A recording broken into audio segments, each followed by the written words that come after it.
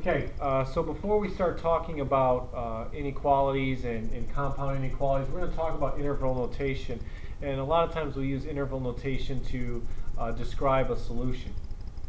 Okay, when you talk about interval notation, it's always written from left to right and from the smaller number to the larger number. Okay, so the smaller number is going to be on the left, the larger number is going to be on the right. And we're looking at 4 different ways to write notations. Okay, and so what we have is a closed interval, open interval, and 2 half intervals. Okay, and the half intervals are a combination of open and closed. So way we write this notation, okay, is if we have brackets here, a comma b, what this is equivalent to, and this is our remember this is set builder notation, x such that a is less than or equal to x and is less than or equal to b. So this inequality in interval notation could be written like this, okay?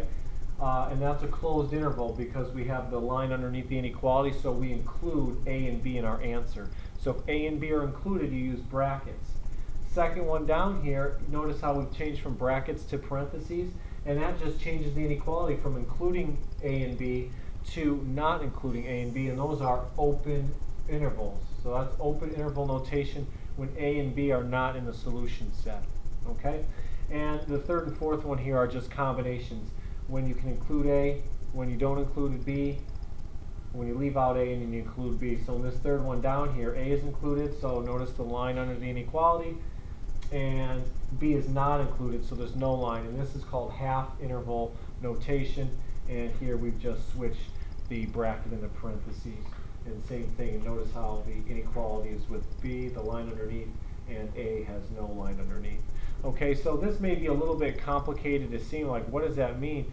In the next couple slides here, we're going to show you the interval notation, what it looks like graphically, and the inequality. Okay, so the last thing we have to notice is that we have unbounded intervals. Unbounded really is referring to positive or negative infinity. Unbounded, you can't map it. There's no number you can reach. You can't just write it, so it's unbounded, doesn't stop. For example, if we have a solution that's x is greater than or equal to 5, okay, we can write that in interval notation as 5 comma infinity. Notice how the inequality has a line underneath with 5, so we can include 5. X is greater than or equal to 5, so we can include that bracket, comma, there's our unbounded interval to infinity, and you have an open parenthesis there. You can't include infinity because it's not really tangible. We can't really get to it. You could say, oh, infinity plus 1, so you don't include infinity because there's always a larger number.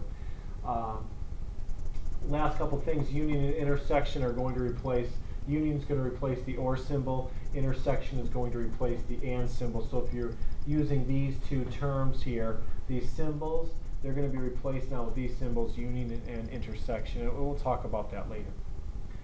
So when we get into this next slide is now where we're going to see how do we combine all 3 inequality, graph, and set notation. So this kind of gives you a big map of what I've been talking about in the last 2 slides.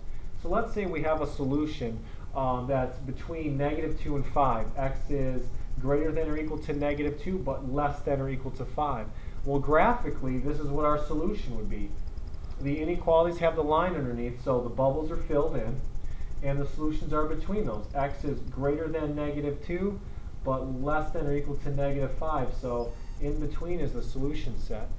In interval notation, which is new, what we're introducing, our solution would be this. These 2 things are the same. This is inequality form, and this is interval notation form.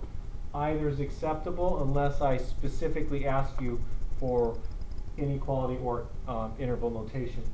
So in the second one here, it only differs from the first by the line underneath.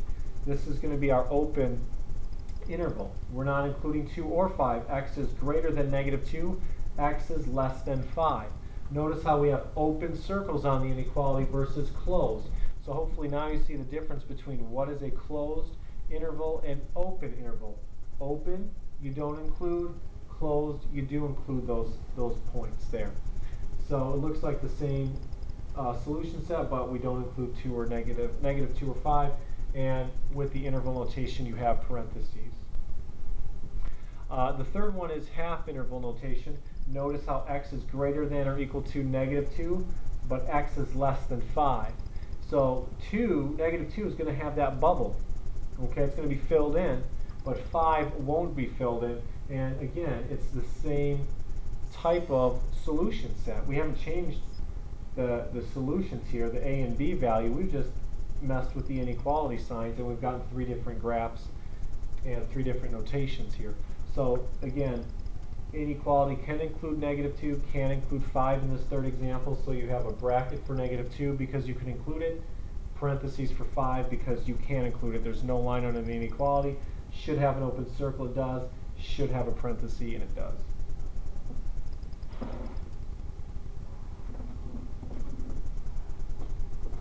Okay, these are just 3 more examples where we're looking at different types of inequalities and using that interval notation.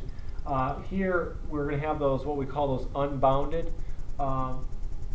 restrictions with infinity and negative infinity. So here, x is greater than -2. On my number line, you can include -2. Listen how I say that. X is greater than -2. So there's an open circle there going to the right. And notice when I write the notation, the interval notation, parentheses, -2, comma, infinity, parentheses. Infinity is never bracketed. We're not including -2, so it's parentheses and an open circle. X is less than or equal to 5. So now, in this example, we see the line under the inequality. That's going to tell us it's closed. The bubble at 5 should be filled in, and it is. We're less than 5, so we go to the left. When we write our answer, -infinity, comma 5. And 5 has the bracket, -infinity has the parenthesis. Remember, interval notation, smallest number on the left, largest number on the right. Lastly, we just added here, we have x is less than -2 in union with x is greater than or equal to 5. Here's the solution set on the number line. Notice how there's no line under -2. Open circle, parenthesis at -2. 5, line under the inequality, that's closed. Filled in circle, bracketed my answer. So this is the interval notation, -infinity to -2 in union with 5 to infinity. Okay, think about that. If x is less than -2, that means from -infinity to -2 works, except for -2. Okay, so that's a quick introduction to interval notation, and we introduced that before we do inequalities and compound inequalities specifically, and that last answer there dealt with compound inequalities. So if you have any questions or comments, please make them below on the YouTube page, or you can email me at nicholas.bennett@dc.gov. Thanks.